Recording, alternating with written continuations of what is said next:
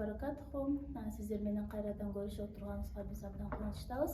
Бүгүнкү темабыз мурунку теманын жалгандысы балдар тарбиялоо милдеттери, укуктары тууралуу сөз кылганбыз. Бул абдан бир кеңири тема болгондуктан буга бир жок эле дегендей 2-3 мындай бир ушундай сыяктуу берүүлөр керек да.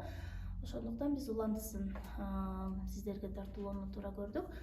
Бүгүн бизде конокто дин таануучулар Марьям эже жана Бажар эже.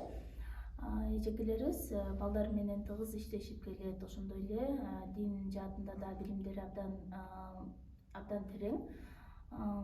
Ошондуктан бул теманы ачыктап бересиздер деп ишенем. Негизи эле ислам дининде балдардын милдеттери тууралуу, милдеттери жана укуктары тууралуу эмне деп айтылат? Эми Аллах Таала баланы ата энеге баягы аманат катары бергендиктен бул ата энелер аманатты туура пайдаланып, балдарга туура тарбиялаш керек. Себеби бул аманат эки жактан тең берилиш керек да. Мисалы, бир эле диний жактан тарбия берип эле жалаң диний жак менен чөйрө менен өстүрбөстөн, ошондой эле бар светский, азыркы биз учурда пайдаланып эле жүрбөйбүзбү? Светский жактан дагы тарбиялап, эки жактан тең кеңири тарбиялашыбыз керек да. Баланы бир тараптуу кылып тарбиялаган болбойт. Эки тараптуу кылып тарбиялоо бул ата эненин милдети. Илим билим берүү да бул ата эненин милдети да. Себеби илим албаган чөйрө же болбосо илим албаган баладан эч нерсе күтүп болбойт да. Биз мисалы ата эне ошого бир жакшы тарбия берип, дин жагынан дагы, мейли светтик жагынан да бир жакшы тарбия берсек, бул бала сөзсүз түрдө бир коомго дагы, биздин келечегибизге да бир жакшы өзүнүн бир жакшы бир пайдасын тийгизет демекчимиз да. Пайдасын бир тийгизет демекчимин да. Эгер бир тарбияланбаган бала болсо, же бир диний жактан тарбиясы болбосо, же бир светтик жактан деле бир тарбиясы болбосо, ал баладан бир жакшылыкты күтүп деле болбойт. Көрүп атасыздар, уурулук деген ушундай тарбиясы жоктордон келип чыгып атат. Арак ичип кетүү да бир тарбиясы жоктордон келип чыгып атат. Ошол себептен Аллах Таала ата энеге бир оор жүктү жүктөдү да, ошол баланы бир жакшы тарбиялап чыгаруу. Мисалы, пайгамбарыбыздын айткан хадиси бар: ата өзүнүн баласына эң жакшы берген бир эмеси жакшы тарбиялоо деген да. Бир жакшы ошо бекеринен айтылган эмес, жакшы тарбия берүү деп. Баягы биз айтып атпайбыз, төрөлгөндө эле бир жакшы тарбия берүү мойнубузга жүктөлөт деп. Ошол аял кишиге жүктөлгөн милдеттердин бири ошо сүт эмизүү деп айтып кетпедикпи? Сүт эмизүү бул балага кандай пайдалуу болгон болсо, андан сырткары энеге дагы ошончолук пайдасын берет.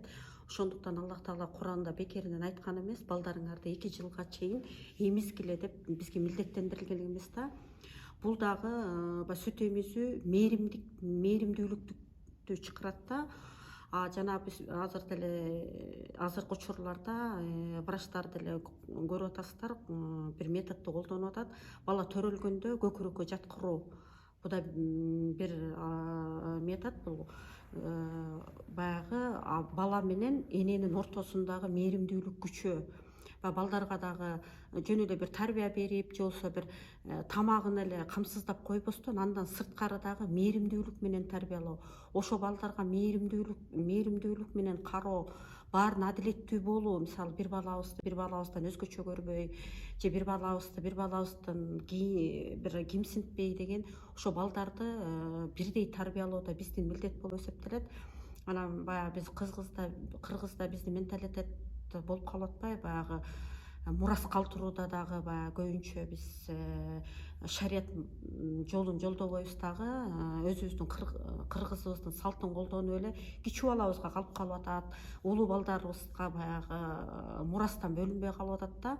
Мисалы, Куранда да мурас боюнча кандай айтылган, баарына тең бөлүнсүн, кыздарга дагы, эркек балдарга да тең бөлүнсүн, ошондо баары адилеттүү болот да. Ортодо балдардын жана бир туугандардын ортосундагы бир келишпестик болбойт.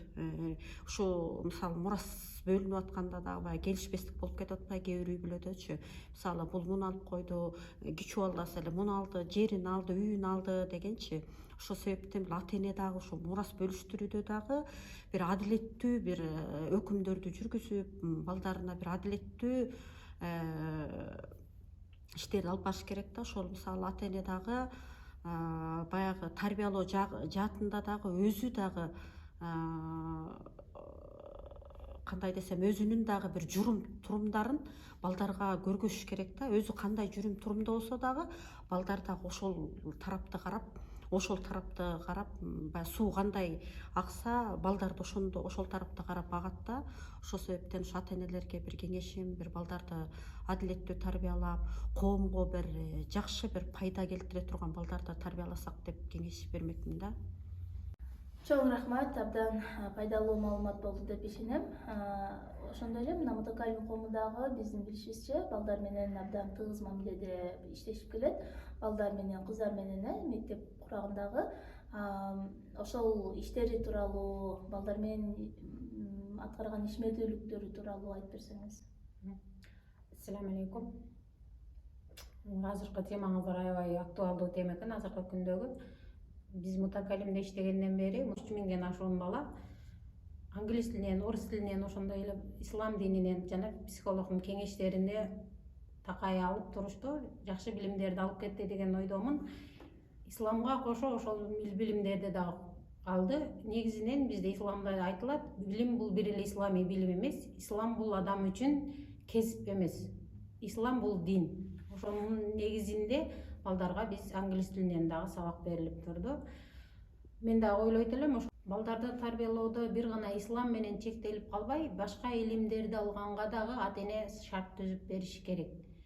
Бир гана ислам менен болгондо баланын көз карашы, кругозору чектелип калып калат. Ошонун себебинен башка илимдерди дагы алыш керек. Башка бизде Куранда айтылгандай эле илим алуу аялга дагы, эркекке дагы фарз деди. Бул илимди бир гана ислам дини гана деп чектеп койбоду. Бизде мисалы адабият деле, алгебра деле бардыгы ошолор кошулуп келип, бул илим болуп эсептелет. Ошондуктан ар бир бала светтик илимди дагы алышы керек. Бизде бир сөз бар, атага тең ул жана атадан артык ул деген бир сөз бар. Бул сөздүн мааниси атадан тең ул дегенибизде, бул эгер баланы биз өзүбүз менен тең кылып тарбиялай турган болсок, бул атага тең ул болуп калат экен. Атадан артык ул дегенде, бул биз балабызды өзүбүздөн дагы билимдүү, илимдүү кылып тарбиялай турган болсок, бул атадан артык ул деп эсептелип калат экен. Эгер биз ошол нерсеге аракет кылып, балдарыбызды өзүбүздөн дагы илимдүү, билимдүү кылып тарбиялай турган болсок, бул балдар келечекте Кыргызстандын келечекте өндүрө турган балдарынын бири болуп эсептелет деп ойлойм. Мутакалим ушул балдар менен иштешип келгениге 20 жылдан артык болду.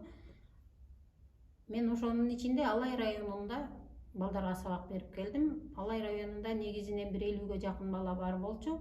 Биз ошол балдарды исламый жолунда да тарбияладык. Андан кийин биз ошону менен чектелип башка дагы илим бердик. Тарбиялоодо биз адеп, ахлак, жашоодогу өздөрүнүн кандай туура алып жүрүү керек, коомчулуктагы, коомдун арасында жүрүү маданияттарыны үйрөтүп келдик. Балдар ушунчалык кызыгуу менен сабак алышып атты да. Ошолорду көрүп туруп, мен балдарга негизинен билим берүү өтө зарыл экендигин сездим. Мен угуп берип аткан сабактарымда ушунчалык кызыгуу менен угуп отурган балдарды көргөндө, мен ан сайын дагы сабак бергим келди да. Ошондуктан ата энелерге мен сунуштайт элем, ар бир ата эне баланы сөзсүз билим алууга жол ачып бериш керек. Милдеттүү негизинен. Чоң рахмат. Мына мутакалим ишмердүүлүгү боюнча дагы айта кеттиңиздер. Сиздерге чоң рахмат. Айтылган маалыматтар пайдалуу жана андай бир сиңимдүү болот деп ишенем. Ассаламу алейкум ва рахматуллахи ва баракатух.